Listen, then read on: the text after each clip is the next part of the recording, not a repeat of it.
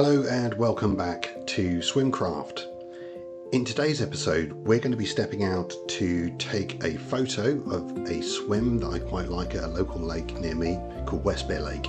We're going to take that photograph and run it through our wizard, our create venue wizard in the game, and I'm going to be taking you through every step that you need to know to create your own venues, to stock them and then to fish them. And then in the next video we're actually going to fish that venue and show you how everything else is going to work in the game. It's very exciting stuff. Without further ado, let's get down to the lake.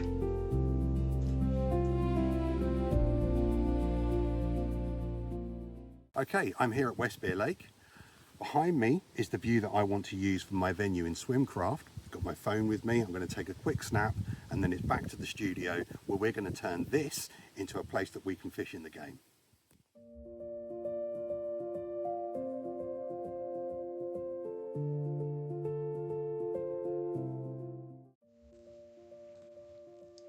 Okay, so here we are back in the studio. We're going to go into our create venue option, and this takes us to the wizard where we can fill in all the information that we need to submit a venue for sharing with other people and obviously to fish ourselves if we would like. So we choose the type of venue, and as we do, the selected conditions below start to populate with the type of water that it is and what we might expect to catch there. You'll also notice that the countries of origin are available if you want to create venues from elsewhere in the world.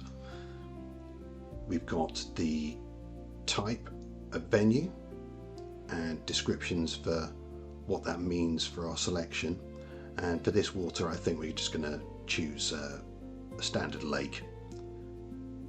Now difficulty will allow us to choose if we want an easy place to fish, high stock density for easy, but notice that we can only have small and medium size fish available at an easy venue. If we want bigger fish, we're going to have to go up the difficulty range, as you would probably expect in real fishing. Specimen difficulty is the hardest, where we can have the maximum realism and the biggest specimens available. Below are the water conditions.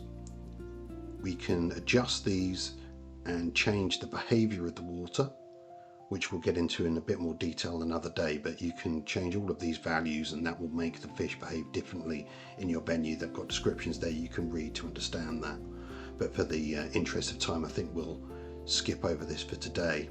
Input your venue description here, which is optional. You can put more information if you need, and then we're going to want to upload the photograph that we took earlier on.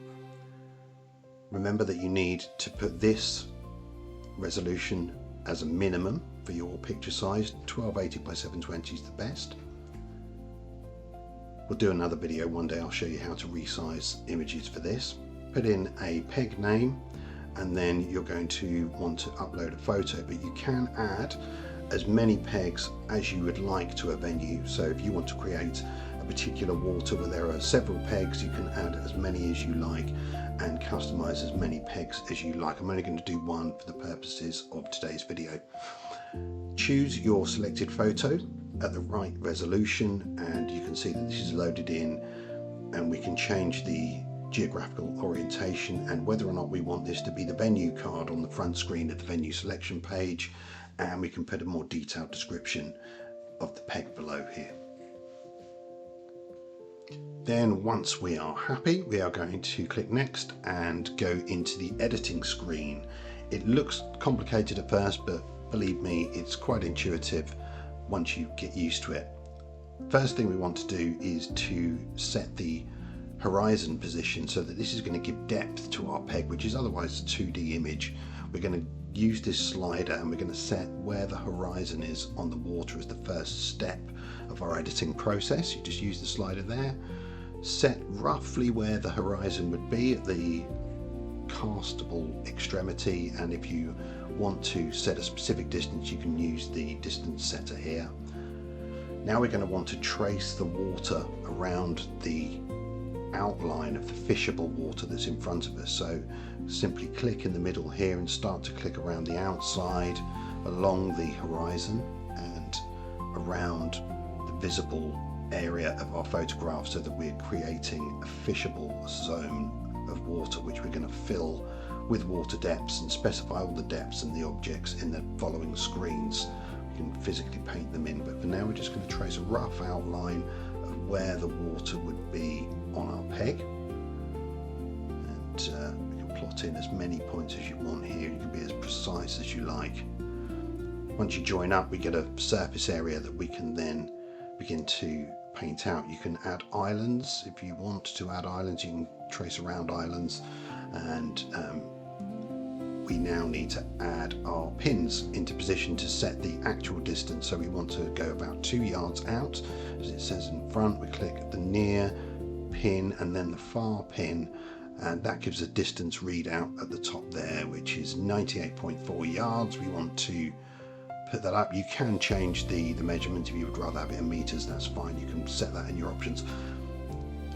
Okay, we can edit the edge later if we want to. If it's not looking right, you can do that, but for now, for purposes of speed, let's get on with painting the peg. So now when we click on the painting icon up here, we can see that the menu changes, and we can select our bank where we can't fish, the margin depth, the shallows, the medium, and all the way down to the deep water. And over here on the right hand side, we have got our bottom types, our structure and objects, and the sorts of things you would expect to find in a water in terms of weed and objects in the water. At the top, we can see that we've got some options for painting, filling by row.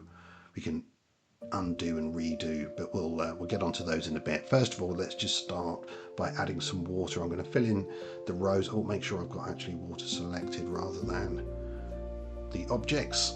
Okay, I've got the undo button there. Just fill in some water. You can see that it will paint in around the line, the fishable line that we traced in earlier on. I'm going to just quickly add this. When you do this yourself, you can spend a lot of time making this very precise. I'm just showing you how to fill water, and you cannot progress past this screen in the game unless you actually add some water in. You can't stock a lake that doesn't have any water in it. So as long as you've got some water, you can stock it, but I would encourage everyone to be as detailed as you can with this. You can really go to town in terms of painting every single square here with a particular depth or feature. Okay, that's broadly full of water up to the horizon. Let's move on now to add some objects. I'm not going to fill everything in here. I would encourage you to make sure that every square is full of some sort of object, but you can fill them in and paint to your heart's content in here. Gravel bars, clay bottom, silty bottom, snags, overhangs, shade, scum margin, and all manner of reeds, lily pads, and types of weed that you would expect to find growing in a lake. So take your time, fill this in, do as much as you can, but right now we're going to move on to the stocking and put some fish. I'll show you how you can put some fish in. So first of all, we want to add some species. You can see that our maximum stock capacity based on the volume of water was almost 570 kilos. We can have that amount of fish in this venue based on the water. You cannot go over that. We shouldn't go over that. First of all, you add some species in. I've selected common carp here. I'm going to use the small ones to begin with for the first stock. You can see that that's already put 116 kilos of fish in, 50 fish in total. We can select what their bait preferences are along here. If you know water, they prefer meat, for example, or corn, or boilies, or pellets, or worms, or whatever you would think that they would like. And you can also use custom fish images. We will do another video on this another day on how to create fish images from your own catches from the bank. You can use Photoshop to edit those and actually put your own captures in the venues, the real life venues. You can also add a named fish. So if you've got somewhere that you know that there's a famous specimen fish, you can add these in to the lake, and they will affect the overall availability of capacity of fish you can put in. For the purposes of now, let's just go through and add a few more specimens in. We don't want to go too heavy on the bigger carp. You can see that we quickly lose capacity, and if you want to have a varied fishery, then you're going to want to watch the number of fish that you put in according to the available capacity, so that you don't overfill it, or you don't run out of room for other things that you might like to stock.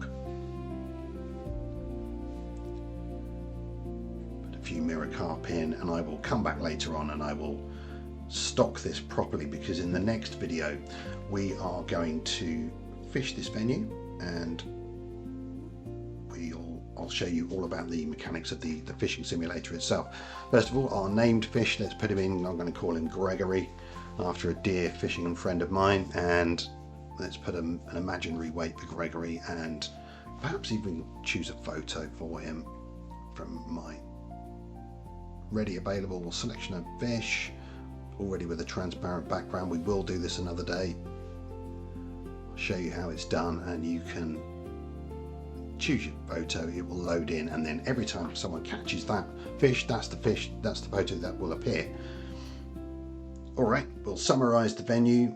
All of the pegs that you select will then be listed here, so you can double check the number of objects, the fish that are in there, how many named fish you've got, and then we can test it out. Here it is. Here is our photo that we took earlier on. It's night time at the moment, and it appears to be raining, so the lighting has changed a little bit differently from our original photo. But in the next video, look out guys, because we're going to do some carp fishing, some proper carp fishing. We're going to get into these rigs. I'm going to show you how the rig editor works. There's some pretty detailed stuff we're going to get into, but thank you for watching, and look out for the next video when we're going to go fishing.